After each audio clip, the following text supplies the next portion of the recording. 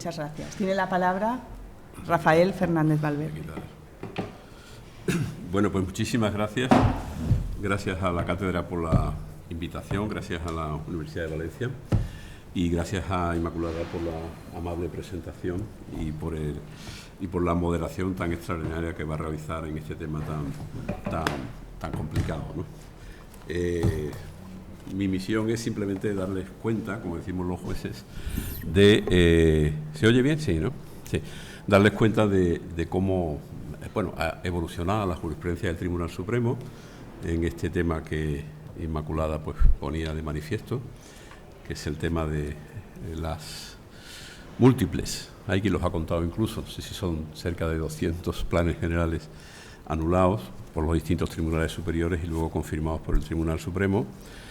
No es una cosa que surja de la noche a la mañana, tiene su explicación y es lo que yo pretendo en este momento pues tratar de darles. Voy a hacer una interpretación lineal de hasta dónde hemos llegado y voy a hacer especial referencia al final a lo que pueden ser nuevos, no sé si chispazos, líneas de apertura, retrocesos, en fin, ustedes lo jugarán al final a la vista de las últimas sentencias de los últimos días, curiosamente, del mes de julio, que sentencias que yo puedo criticar por cuanto yo ya no las he dictado, ¿no? Yo defenderé las mías, ¿no?, hasta el mes de marzo, pero a partir de ese momento verán ustedes que las cosas pues han seguido más o menos en la línea, ¿no?, en que se venía apuntando. Pero si por algo yo quiero estar aquí hoy, o querría estar especialmente aquí hoy, es porque yo quiero darle un abrazo emocionado a mi amigo y compañero José Díaz Delgado, ¿no? Cuando teníamos allá pues 25 o 26 años nos dedicamos a esto, hay otros que se dedican a otras cosas, y bueno, hemos hecho unas vidas paralelas. Al mismo tiempo fuimos presidentes de la Sala de Las Palmas y de la Sala de Valencia, y luego hemos vuelto a coincidir en el Tribunal Supremo, él en materia tributaria y yo en materia urbanística, y el destino ha querido que al final, durante los últimos meses, pues trabajemos juntos, y meses en los cuales pues he recordado lo poco que yo conocía del derecho tributario, ¿no? Porque la verdad Pepe es un auténtico maestro, y la verdad es que desde que me dieron la oportunidad de venir a Valencia y poder pues estar con él un rato, pues en el Supremo se ha producido un vacío el pasado 26 de agosto, cuando él se ha jubilado, y ha dejado, digamos, ya no somos los mismos, Pepe, caminamos más tristes por el despacho. Cada vez que paso por delante de tu despacho, aquí nos falta algo, pero en fin, yo sé que estás en tu tierra y que estás muy bien acogido aquí por tu familia y tus amigos, y vas a seguir disfrutando de la vida como hasta ahora. Nosotros seguiremos, yo no por mucho tiempo, tampoco, en el duro considerando, como decimos los jueces, y en la medida en que podamos pues colaborar en explicar lo que lógicamente hemos estado haciendo durante estos años, pues ahí estaremos, ¿no? Bien, yo creo que el urbanismo está cambiando. El problema es si está cambiando por culpa de los jueces o del Tribunal Supremo, o está cambiando porque la vida está cambiando y las relaciones sociales, económicas y políticas pues son diferentes, ¿no? Pero es un urbanismo distinto del que hemos conocido durante algunos años, ¿no? Hace algunos años, yo me parece que el profesor Suay, también viejo conocido, desde que el profesor Enterría me llamó hace muchísimos años: don Rafael, atienda usted a un catedrático que procede de Valencia, que va a la Universidad de Las Palmas. No, intentamos jugar al tenis juntos, fuimos una pareja que rompimos enseguida, intentamos que jugara al fútbol, era imposible, vamos en los peores tiempos, y lo suyo lógicamente era el derecho público. Luego hemos tenido la oportunidad de, durante 6 años, compartir también tareas en la propia sala del Tribunal Supremo.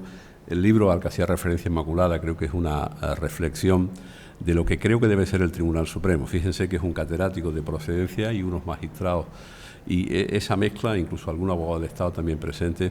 Esta jurisprudencia de la que les doy cuenta no es solo de magistrados, es también de catedráticos, es también de abogados del Estado, y es un mixto en donde realmente no podemos retransmitir en vivo y en directo lo que son las deliberaciones judiciales, pero sí es un ejercicio de participación de distintos puntos de vista que al final se concreta y se resume en estas líneas jurisprudenciales a las que haré referencia.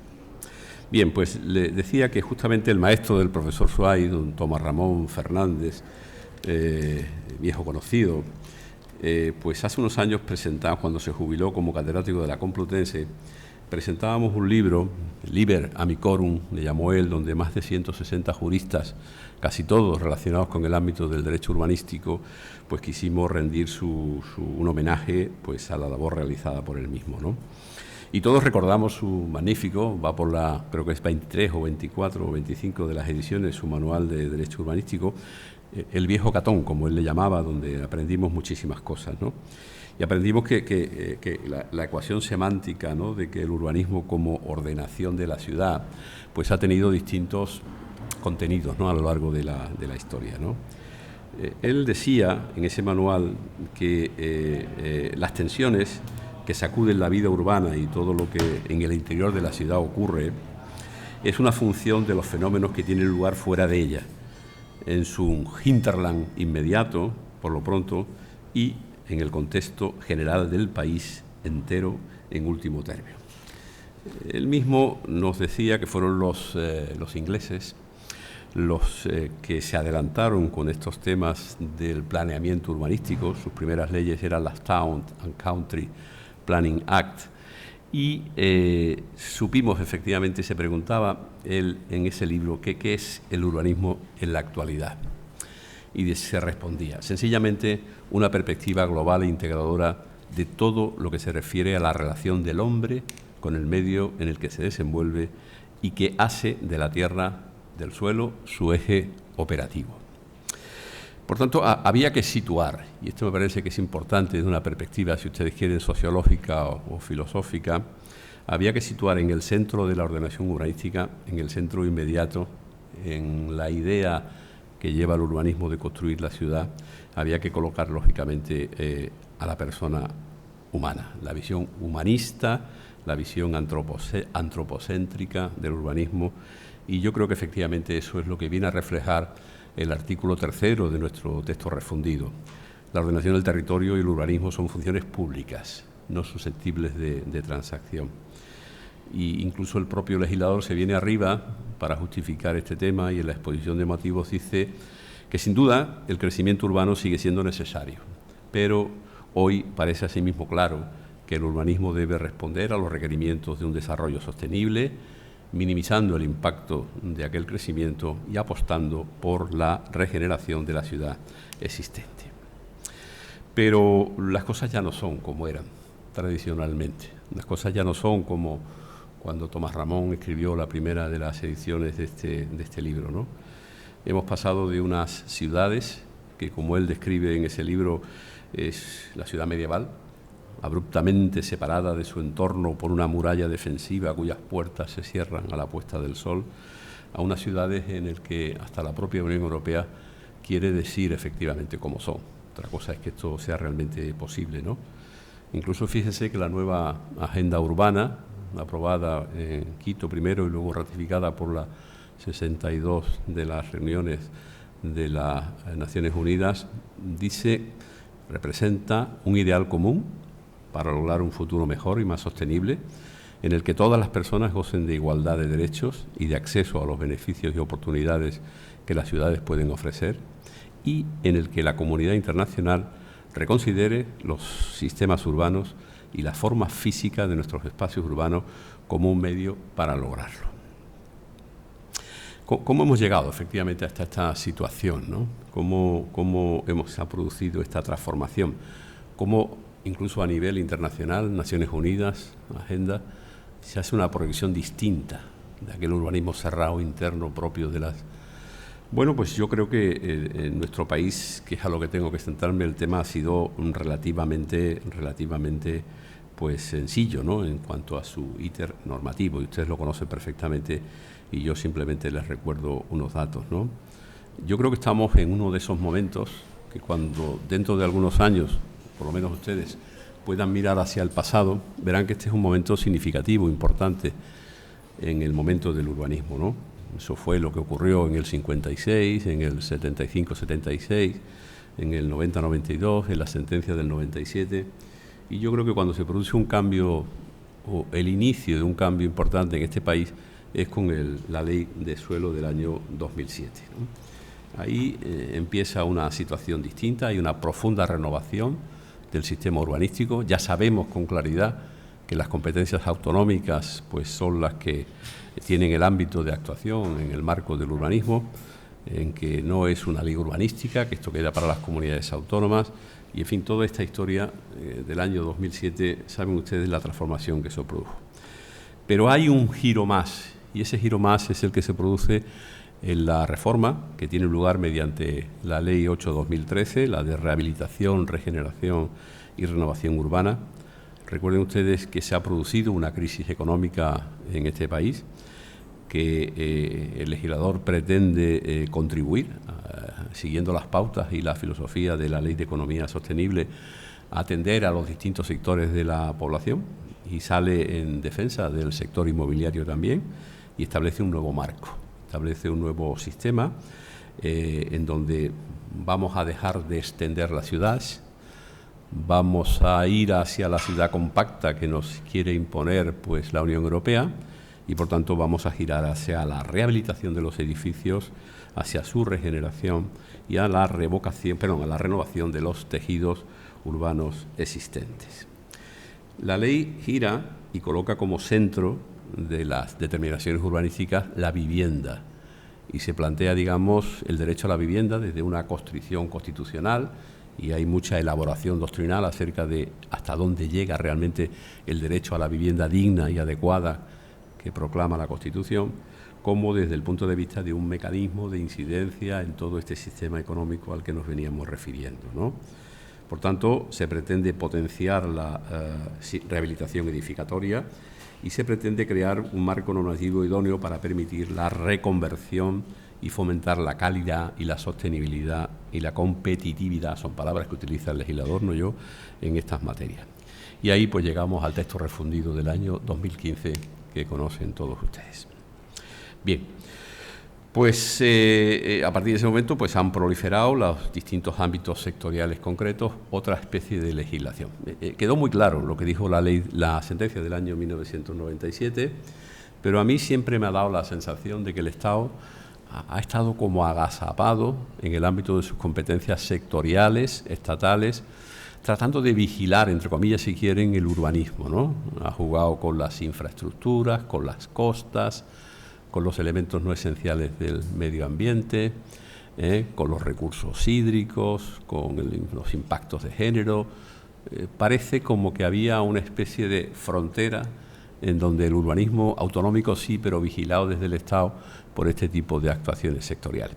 Y en ese ámbito complejo y difícil es en el que ha tenido que moverse el Tribunal Supremo, con una dificultad añadida desde el año 2015, que es que el Tribunal Supremo no puede conocer de derecho autonómico, eso queda lógicamente para los tribunales superiores, con lo cual ha sido un equilibrio permanente entre la aplicación sectorial estatal en estas materias que le pongo de manifiesto y el ámbito, si ustedes quieren, más reducido del urbanismo, estrictamente autonómico. Bien. Por tanto, el urbanismo ha cambiado, y ha cambiado en las perspectivas que yo lo estoy poniendo de manifiesto. Pero yo estoy convencido de que si queremos continuar con las esencias del derecho urbanístico, hay dos principios desde mi punto de vista que siempre he repetido, que me parecen esenciales y que deben continuar, sin los cuales esta materia no podría existir. Para mantener las esencias tradicionales y clásicas de la planificación urbanística, es evidente que autonomía local y discrecionalidad técnica deben estar presentes. Si no, no tendría sentido todo lo que es la construcción urbanística que se ha realizado, ¿no? Bien, yo quiero realizar dos afirmaciones. También tengo que defenderme de algunas cosas, ¿no? En primer lugar, quiero decirles que me parecen esenciales para que puedan comprender un poco la actuación de los jueces, del Poder Judicial, en este ámbito del planeamiento urbanístico. Los jueces no quieren y los jueces no deben, en modo alguno, planificar, lógicamente, urbanísticamente una ciudad. Su actuación debe quedar, y así es como creo que se realiza, reducida de conformidad con los preceptos constitucionales, a un control a posteriori de las actuaciones administrativas en este ámbito del planeamiento, desde una perspectiva de legalidad que no de oportunidad. el legislador tiene muchas dudas sobre esto, incluso, ¿no? Fíjense que ahora hasta nos dedicamos a poner vacunas, ¿no? Y es decir, cuando hay que nos dedicamos a ratificar decisiones políticas en algo que realmente no parece que esté en la Constitución, pero que se nos está obligando a ello. Y creo que también la Sala Tercera en esta materia ha salido al paso durante este verano de este tipo de obligaciones, que no en principio son juzgar y hacer ejecutar los juzgados, ¿no?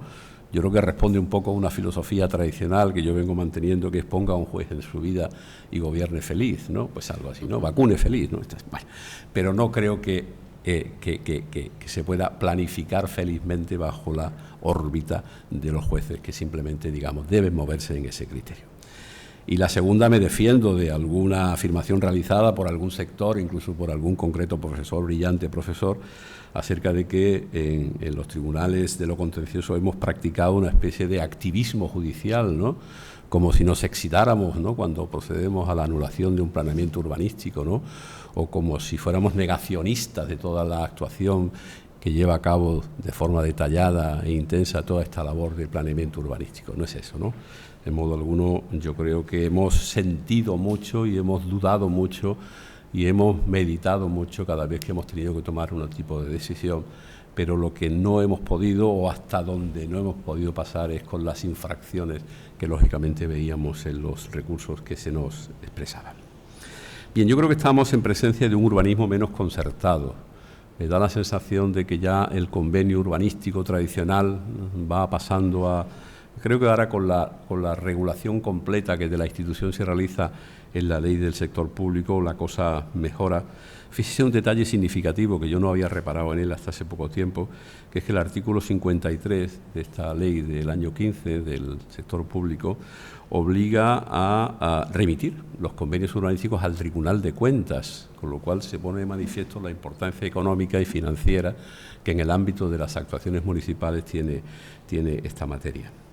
Evidentemente se ha afirmado rotundamente por el legislador, por la jurisprudencia, por la doctrina, que estamos en presencia de una función pública. Esto no era algo que se aceptara así, sin más, ¿no? Pero está claro, como antes le leía, el artículo 3 de la ley no ofrece la más mínima duda. La ley asegura unos estándares mínimos de evaluación y de seguimiento de los efectos que tienen los planes sobre la economía y el medio ambiente, ¿no? Dice la exposición de motivos, ¿no? Bien, la transparencia se ha unido efectivamente a estas materias y fíjense que la ley de transparencia pues también impone obviamente hacer público todos y cada uno de los convenios urbanísticos que se suscriban por las distintas administraciones. En tercer lugar, yo creo que se afirma también el principio que corresponde al Tribunal Constitucional, de que el urbanismo debe desarrollarse en los límites de la realidad. Yo creo que este contraste de los hechos, de la realidad sobre la que se aplica o se lleva a cabo o se practica el planeamiento urbanístico, es algo que, digamos, hace partir de unos hechos muy concretos, algo que lógicamente es imprescindible para luego montar pues todas las teorías que podamos poner de manifiesto sobre cómo, por dónde debe dirigirse el planeamiento urbanístico actual. Y si por algo se caracteriza en este momento, sería la cuarta nota, es que estamos en presencia obviamente de un urbanismo sostenible, en un carácter medioambiental. No hay más que mirar los distintos textos legales y así se pone de manifiesto. Fíjense que el Tratado de Lisboa pues viene a decir que están decididos a promover el progreso social y económico de sus pueblos, teniendo en cuenta el principio de desarrollo sostenible, etcétera, etcétera. Bien, yo quiero ponerles de manifiesto que creo que hemos captado en el Tribunal Supremo esta realidad, y creo que la jurisprudencia que hemos hecho, luego haré unas pinceladas que me parece son las más significativas, pues parten realmente de esta situación, de cómo ha girado, ¿no?, la realidad fáctica de las ciudades y de la Unión Europea sobre este tema.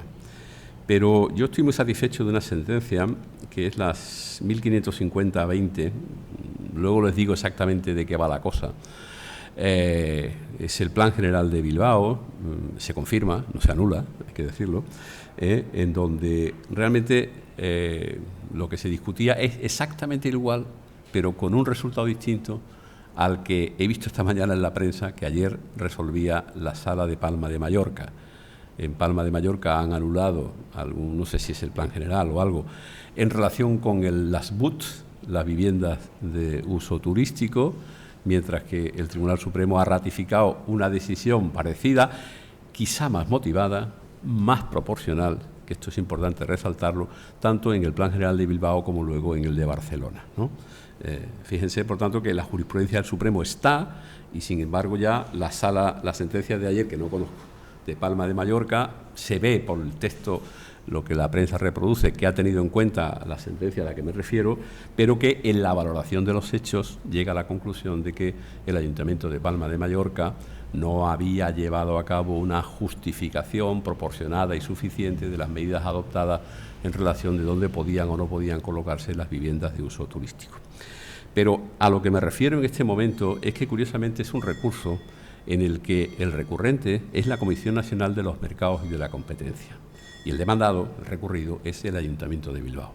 Quiero decir, es el liberalismo europeo, la Directiva de Servicios, Bolkestein, sobre el planeamiento urbanístico estrictamente municipal. Esa es la atención importante y un poco pone de manifiesto qué es lo que hay, ¿no? Esto es, en base a esa Directiva de Servicios, la Comisión Nacional de los Mercados y de la Competencia no tiene más remedio que impugnar cualquier tipo de limitación que los planes de urbanismo establezcan en relación con... ¿Por qué? Porque está impidiendo el acceso libre de los competidores en materia de elementos turísticos de este tipo. Y, por tanto, es una importante reflexión, con independencia del tema concreto, ¿no? Simplemente les leo una frase. No hay duda de que en las grandes ciudades se ha evolucionado de la tradicional técnica o sistema de los ensanches a la ciudad compacta, en la que la renovación, la regeneración y la rehabilitación de la ciudad se convierten en sus elementos esenciales de transformación. Como hemos expuesto en otras sentencias, pues se trata de potenciar las denominadas actuaciones de dotación para de esta forma mejorar ciudad, actuaciones con las que se consigue una ciudad mejor que no pierde su idiosincrasia. En gran medida, el urbanismo de las grandes ciudades consiste hoy, ha evolucionado, en tratar de mejorar la ciudad, adaptándola a las nuevas realidades, determinando nuevas centralidades, pero manteniendo su esencialidad. Esta es la clave y el sentido del planeamiento urbanístico actual, que obviamente adapta la ciudad a las nuevas exigencias, respondiendo así a los cambiantes intereses generales de la misma. En concreto, hacemos una serie de referencias y de planteamientos sobre este tema, pero con esto lo que les quiero decir es que captamos, me da la sensación, captamos, en síntesis, frente a una presunción favorable del suelo urbanizable, pues se trata ahora de controlar nuevos desarrollos urbanos que deberán estar justificados, en fin, y reproducimos una frase que las quiero leer de la citada Agenda Urbana de las Naciones Unidas, que dice: en esta era en la que vivimos un crecimiento sin precedentes de la urbanización y en el contexto de la Agenda 2030 para el Desarrollo Sostenible y el Acuerdo de París y otros acuerdos de marco mundiales, hemos llegado al momento decisivo en que entendemos que las ciudades pueden ser fuentes de solución a los problemas a que se enfrenta nuestro mundo en la actualidad y no su causa. Si está bien planificada y bien gestionada, la urbanización puede ser un instrumento poderoso para lograr el desarrollo sostenible, tanto en los países en desarrollo como en los países desarrollados. Bien, esto lo dice Naciones Unidas, con lo cual, y esto lo hemos transformado, digamos, entre jurisprudencia al asumirlo o incluirlo en esta sentencia a la que me refería. Bien, por tanto, consideramos que haber detectado, como les decía, el desplazamiento sociológico del sentido del urbanismo y del planeamiento en el mundo de hoy. Pero, otra cosa, y estoy de acuerdo con las críticas desde ahora, como es lógico, puede ser nuestras respuestas, nuestras sentencias, nuestras resoluciones. Y, por tanto, las preguntas que yo me hago de vez en cuando son las siguientes.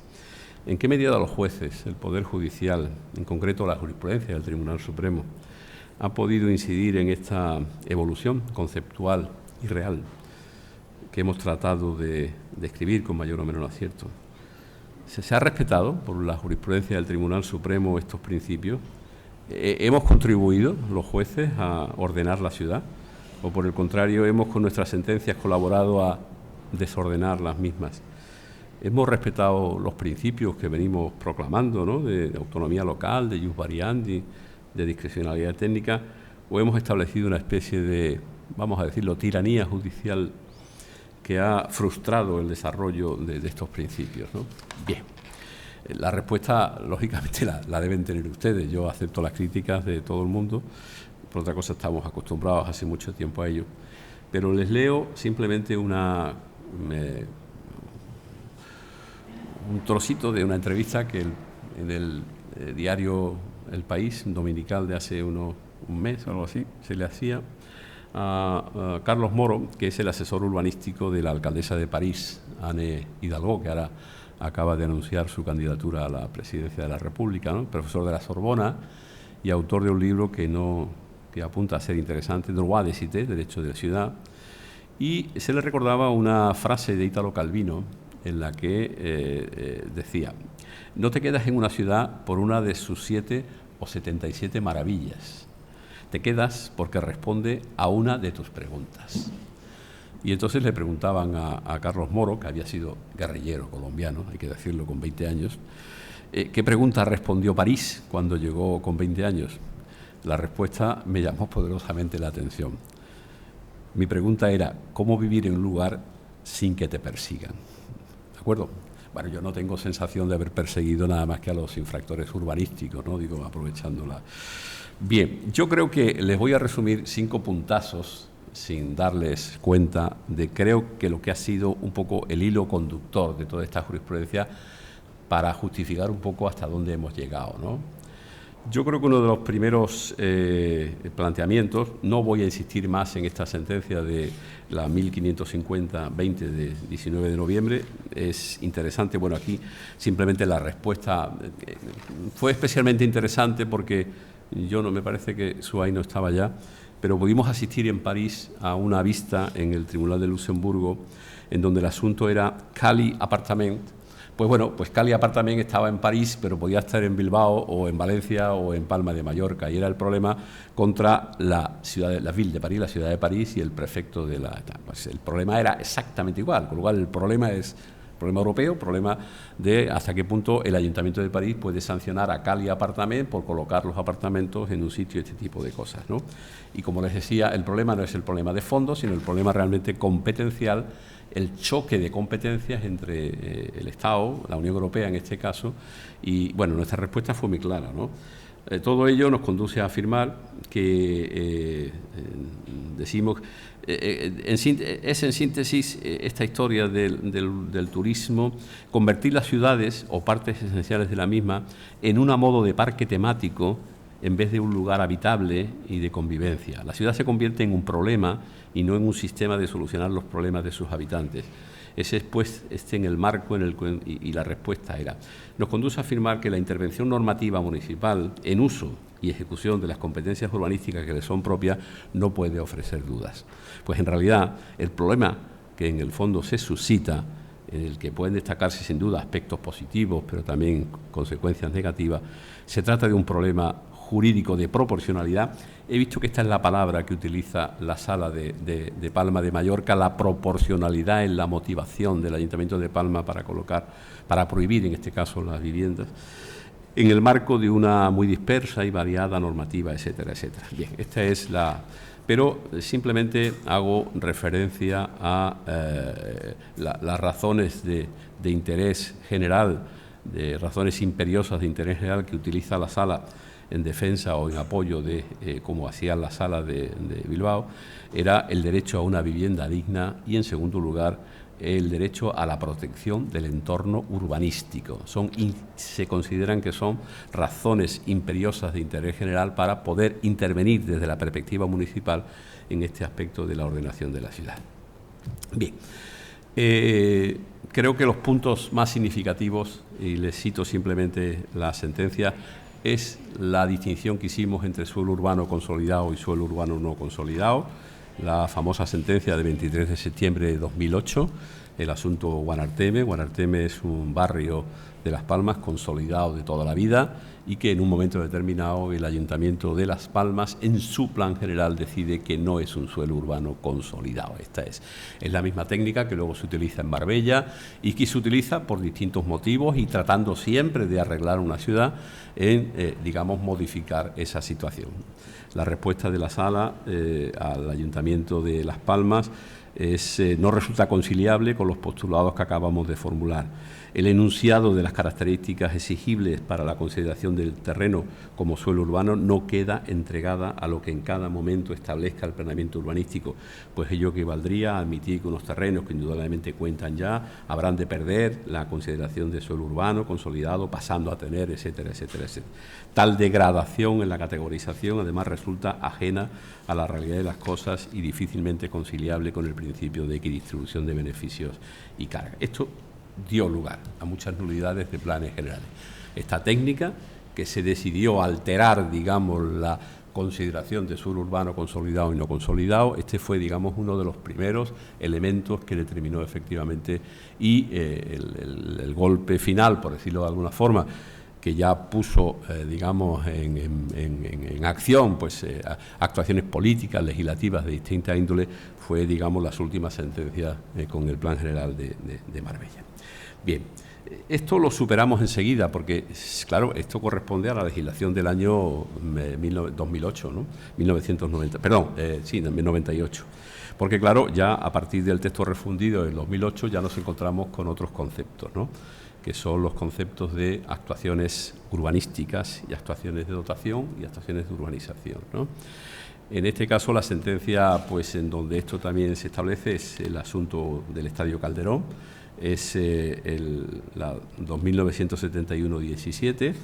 ¿Y qué decía la Sala de Madrid? Pues decía que la Sala de Madrid había llegado a la conclusión de lo que se va a realizar es una reforma o renovación de la urbanización, de un ámbito del suelo urbanizado, y que no era solo incrementar dotaciones públicas en un ámbito de suelo urbanizado para reajustar la proporción con mayor edificabilidad y densidad, etcétera, etcétera.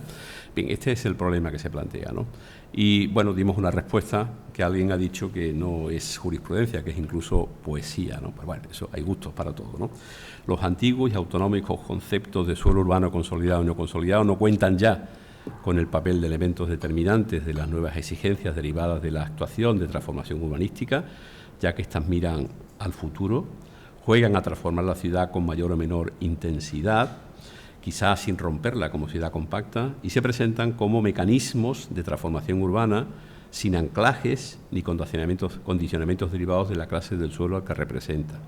Esto es, el nivel de actuación y sus correspondientes consecuencias no viene determinada por el nivel o grado de pormenorización del suelo a transformar, sino por el grado o nivel de la transformación que se realice sobre un determinado suelo, en que en función de su intensidad podrá consistir en una reforma o renovación de la urbanización o simplemente en una mejora mediante los llamados incrementos de dotación.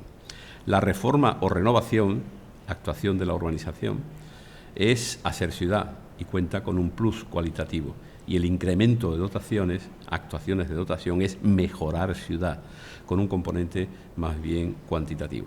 La primera se mueve en un ámbito de creatividad urbanística en el marco de la discrecionalidad, pudiendo llegar a una ciudad diferente, mientras que la actuación de dotación consigue una ciudad mejor sin perder su idiosincrasia. Bien, tercer lugar, aceptación por el Tribunal Supremo del llamado principio de no regresión. Sentencia de 13 de junio de 2011, asunto Biblioteca de la Universidad de Sevilla. Lamentable sentencia, digo lamentable por cuanto la obra urbanística estaba firmada por la famosa Zaha Hadid, fallecida luego en el año 2016. En una zona verde, el Prado de San Sebastián, donde antiguamente se ponía la Feria de Sevilla, en el centro de Sevilla, frente al Tribunal Superior, para más detalles, pues se decide una modificación, eliminación de la zona verde para colocar una finalidad cultural, cual es la biblioteca emblemática de la Universidad de Sevilla. Y el problema es la sustitución de esa zona verde Bueno, la sentencia hace referencia, resume todo lo que es lo relativo a la discrecionalidad técnica, al jus variandi, etcétera, etcétera, y dice lo siguiente: ahora bien, esta amplia discrecionalidad se torna más estrecha cuando se trata de actuar sobre zonas verdes, etcétera, etcétera. Y simplemente debió haberse justificado. Incluso el Ayuntamiento de Sevilla reconoce que había otros sitios donde haber colocado la biblioteca. Hubiera quedado de maravilla en la ribera del Guadalquivir, pero no se les ocurrió. Así es, lo propio de una decisión discrecional es la elección del planificador entre diversas opciones igualmente válidas. Pero bien, pues bien, el sacrificio de una zona verde no es un indiferente jurídico cuando el planificador realiza una elección de esta decisión discrecional. No constituyen opciones igualmente válidas para el planificador el emplazamiento de un edificio sobre una zona verde que sobre otros terrenos que no tienen esta cualidad. Y me gusta la expresión que es de Pilar Teso, de modo que no estamos ante indiferentes jurídicos entre los que escoger. Bueno, esta sentencia luego la ratificamos en la de Jabalquinto, que es un pueblo de Jaén, y en la de Alhaurín de la Torre, en fin, esta línea. Quinto, estoy de acuerdo en que hay que modificar la acción pública. Hemos mantenido la acción pública, incluso hemos mantenido la acción pública en materia de ejecución de sentencias, y de ahí pues todo un engranaje de asuntos complicadísimos en relación con el Plan General de Madrid, que nadie solicitaba la ejecución del mismo, pero alguien, un particular, pues puso un velo en muchísimas urbanizaciones de Madrid. Ha habido incluso ya algún proyecto de acercarse a una regulación similar a la que está en la ley medioambiental, y me parece efectivamente que esta acción pública que deje, que lógicamente debe existir porque así está previsto en el ámbito de nuestra Constitución, pero debe filtrarse a través de un mecanismo legislativo en los términos más o menos anteriores.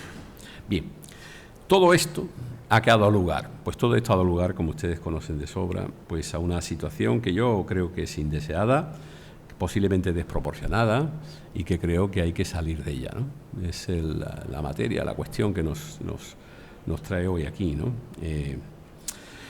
Claro, nosotros partimos, luego mi querido compañero hará una referencia más teórica a la diferencia entre la nulidad y la anulabilidad y las posibilidades que esto tiene, pero lo que es cierto es que la doctrina del Tribunal Supremo, que se sigue manteniendo, si bien les diré que con algunos matices, pues es el de la nulidad de pleno derecho, por cuanto estamos en presencia jurídicamente de una disposición de carácter general. ¿Cuál es la dificultad que esto tiene? Ha ido hasta 3 veces, la última vez ha llegado hasta la mesa del Consejo de Ministros, pero mediante decreto ley, pero no se han atrevido, ¿no? Porque es que, claro, el desmontar un concepto de nulidad de pleno derecho o de disposición general solo para un tipo de normas que son los planes urbanísticos, desde el punto de vista teórico no deja de tener muchas dificultades. El que consagremos, hemos estado en el Consejo de Estado francés y hemos visto que los problemas son exactamente iguales. Los franceses son más prácticos y están dispuestos a romper con estos conceptos de nulidad y anulabilidad, pero a nosotros nos está costando mucho trabajo, tal es así que yo ya he conocido hasta 3 ministros que lo han intentado, ¿no? El ministro, aquel que era alcalde de Íñigo de la Serna, después Ábalos, y distintos equipos se han acercado con distintos proyectos, ahora hay otro en marcha, pero vamos a ver si efectivamente es difícil sortear, y este es el gran problema de fondo que aquí, lógicamente, bueno, yo me remito a nuestra doctrina, que como ejemplo pues pongo la sentencia de 28 de septiembre de 2012, creo que está muy... Y de ahí, claro, a partir de ese momento y a la vista de esos resultados que ustedes conocen, pues nos han caído críticas de todo tipo, ¿no? La doctrina en bloque se ha pasado, pero no ofrece soluciones, sin alusiones, ¿no? No ofrece soluciones acerca de cómo resolvemos teóricamente, porque los franceses decían en el Consejo de Estado que se ha convertido el derecho urbanístico en una especie de laboratorio del derecho administrativo, donde estamos recreando, digamos, figuras tradicionales y esenciales, pero no encontramos efectivamente esa fórmula de solución, ¿no? Lógicamente críticas políticas, críticas internacionales, etcétera, etcétera. ¿Por qué se ha producido esto? Pues yo creo que las causas son también bastante conocidas y no merece la pena nada más que recordarlas, ¿no? Creo que ha sido importante el tema de los aspectos económicos del planeamiento, ¿no? En principio solo el estudio económico financiero y luego los informes o las memorias de sostenibilidad económica, y hemos distinguido una y otra, y estos aspectos económicos. recuerden que esto se inicia con la Ley de Economía Sostenible y que la economía tiene cada vez que ver más en el ámbito del planeamiento y así, digamos, lo pone en marcha el legislador. En el tema, lógicamente, de las evaluaciones ambientales. No es verdad, y yo tengo que decirlo muchas veces, que nosotros anulamos el plan de ordenación territorial de la Costa del Sol por una falta de informe de impacto de género, ¿no? Además, sentencia en la que el profesor Suárez junto con don Mariano de Oro Pulido hicieron un voto particular. No, nosotros anulamos ese plan porque no se habían dado respuesta a las alegaciones formuladas en la evaluación ambiental del plan territorial, que es tema distinto. Y ya que habíamos anulado, pues aprovechamos para anunciar, decir, oiga, que están ustedes exigiendo desde el punto de vista de la legislación autonómica, se le está llenando la boca de informes y luego no pretendan ustedes que no se anulen si estos informes son exigibles. Si ustedes recuerdan, no es que rectificáramos, sino que la legislación madrileña era distinta y así como el Tribunal Superior de Madrid había anulado el plan importante de Boadilla del Monte, el Supremo, sin embargo, ahí no asumió porque eran legislaciones diferentes. Bien, por tanto, lo que aprovecho es para decir, cuidado con esta forma de ir. Esquiaga, que es uno de los hombres más brillantes desde el punto de vista del planeamiento urbanístico, tiene dos teorías que yo discuto con él. El plan es un ánfora romana, ¿no? Como el domus romano, ¿no? Donde vamos echando ahí el informe de impacto de género, la evaluación ambiental, las carreteras, telecomunicaciones, lo otro, y ya claro, y al final aquello se acaba rompiendo por algún lado, ¿no? Otros dicen que es una especie de carta de restaurante de estos modernos, ¿no? Donde uno va escogiendo las distintas cosas. Fíjense que al final voy a terminar con que esto está muy bien, pero el principio de coherencia y el principio de integridad en la aprobación del plan sigue siendo imprescindible, ¿no? Esto es el problema, ¿no? El tema de los recursos hídricos, que además se inicia aquí en Valencia, primero como medidas cautelares y luego, pues, digamos, toda la jurisprudencia que ustedes saben, jurisprudencia que, sin embargo, hemos también matizado en los últimos meses. Bien, no les cuento nuestros pecados, esto es, no les cuento las causas que hemos utilizado para este tipo de nulidades y aquí hemos llegado. Bien, ¿qué ha ocurrido en los últimos meses? Pues yo creo que hay sentencias muy significativas, ¿no? La primera, yo creo que es ya de todos conocida, es el asunto Yaiza, que es un pueblo, pues, magnífico de Lanzarote, en donde, bueno, reproducimos nuestra teoría sobre las disposiciones de carácter general y sobre la nulidad de pleno derecho, pero abrimos una espita, un agujero, una ventana, no sé si el agujero es oscuro o no, pero bueno, está abierto, ¿no? La sentencia, tras una exhaustiva exposición de la doctrina existente sobre la cuestión debatida, interpreta el aspecto que presenta interés casacional, que los vicios de procedimiento esenciales comportan la nulidad de pleno derecho, No obstante lo anterior, los jueces siempre decimos, ahora viene lo interesante, ¿no? Cuando dice el sin perjuicio y el no obstante, ahí está, digamos, bueno, pues no obstante lo anterior, en aquellos supuestos en el que el vicio apreciado para la declaración de nulidad pueda individualizarse respecto de un determinado ámbito territorial del plan o concretas determinaciones, ámbito territorial, concretas determinaciones, sin que tenga relevancia alguna respecto del resto del ámbito territorial, puede declararse nulidad del plan respecto de esas concretas determinaciones, sin que ello autorice a considerar la nulidad de pleno derecho con la retroacción del procedimiento, que es la solución adoptada en el presente caso, se reitera, en fin, etcétera. Bien, es la sentencia es la 56920 de 27 de mayo, Yaiza, de sobra más que conocida, ¿no? Y hasta aquí llegué yo, y luego mis queridos colegas han seguido con esta magnífica jurisprudencia a partir del mes de marzo, que es para mí muy significativa. Simplemente les cito la sentencia y les resumo la doctrina. 1050-21, que es de 19 de julio, o sea, de prácticamente antes de ayer, en el que se pone en duda la exigencia, es el Plan General de Madrid, no es un plan general, es un plan parcial, creo que es, de Madrid, y en donde lo que se viene a poner nuevamente en duda la tesis del Tribunal de Madrid, siguiendo la doctrina del Tribunal Supremo que inicia la Sala de Valencia. En todo caso hace falta el informe del organismo de Cuenca sobre recursos hídricos. Hombre, en todo caso, en una ciudad como Madrid con 4 millones de habitantes y donde lo que estaba en juego era un complejo de 400 pisos, 1.500 habitantes. Hombre, nos hemos pasado 4 pueblos posiblemente, ¿no? O sea, una cosa es Monterrey, otra cosa es Berín, otra cosa es... Pero entonces lo que dice el Tribunal de Madrid, la expresión es muy clara, en todo caso, una exigencia formal cuya mera omisión comporta el vicio de procedimiento. Claro, y el Supremo ahí empieza a, no digo a hacer slalom, pero sí un poco, hombre, a modular en función de las circunstancias concretas. No parece que de los preceptos que impongan dicho informe pueda llegarse a esa conclusión, ¿no?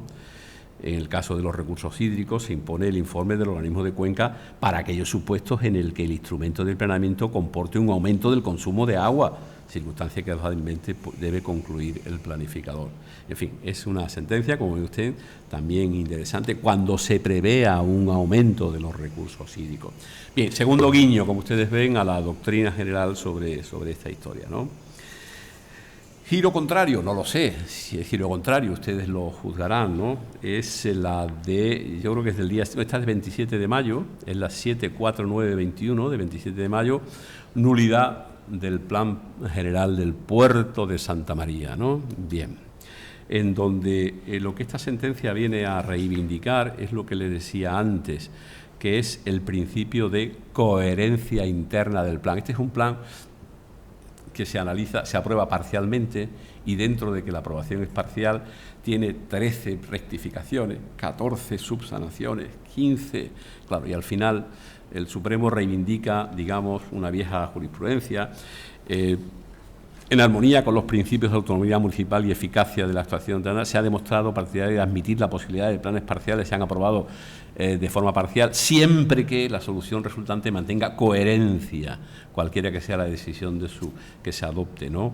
Y la conclusión a la que se llega es importante, dice, no se ajusta, por tanto, y la forma de anular, venía anulado de Sevilla, no es, por tanto, a esta doctrina jurisprudencial una aprobación definitiva parcial en la que los obstáculos, y que dé lugar a sucesivas correcciones y tal.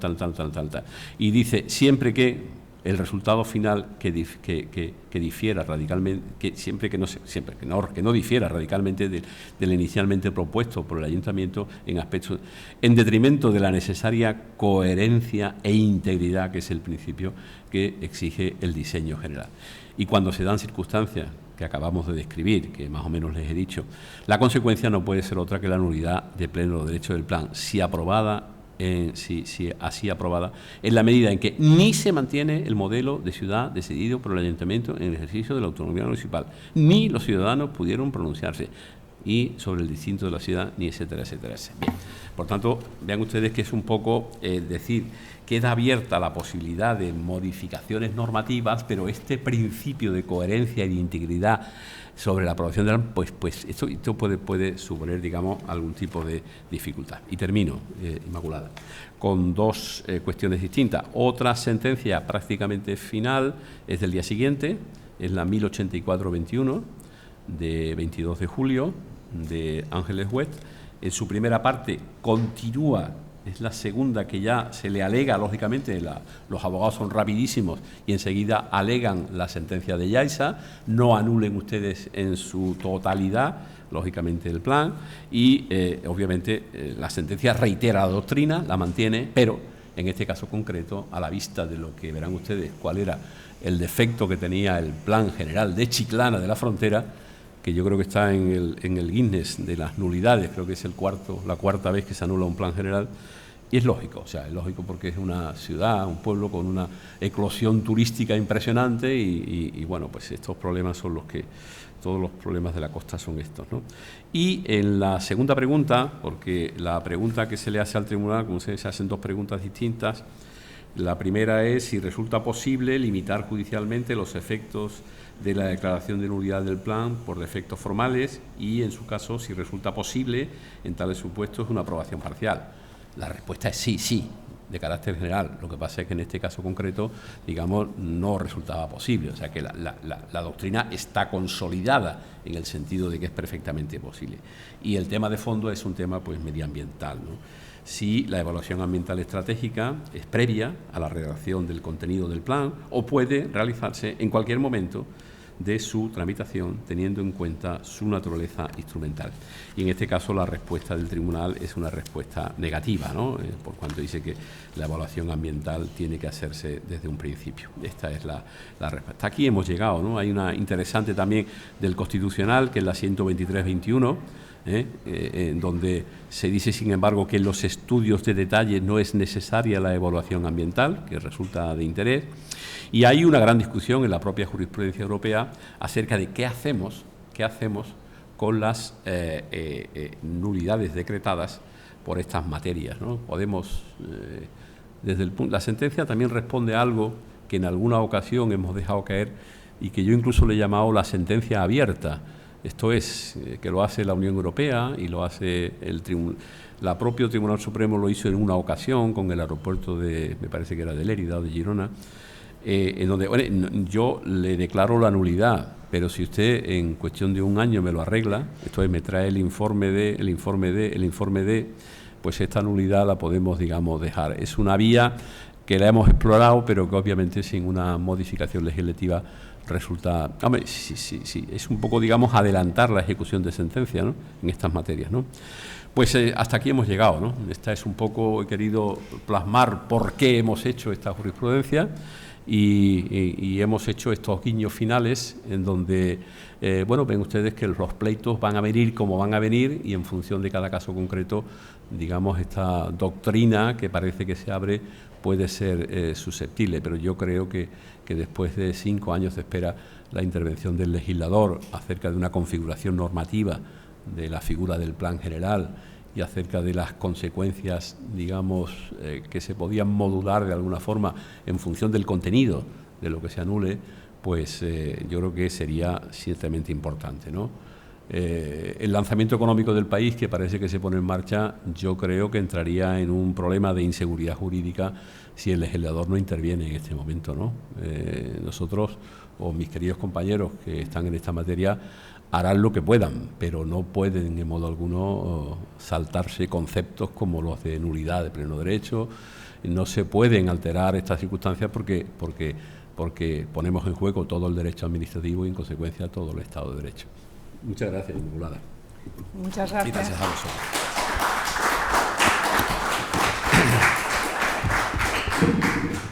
Muchas gracias, Rafael, por el esfuerzo de síntesis y esa explicación tan clara que has hecho de la jurisprudencia del Tribunal Supremo. Y me ha parecido muy interesante, han salido ya muchas cuestiones que seguramente luego darán pie al debate.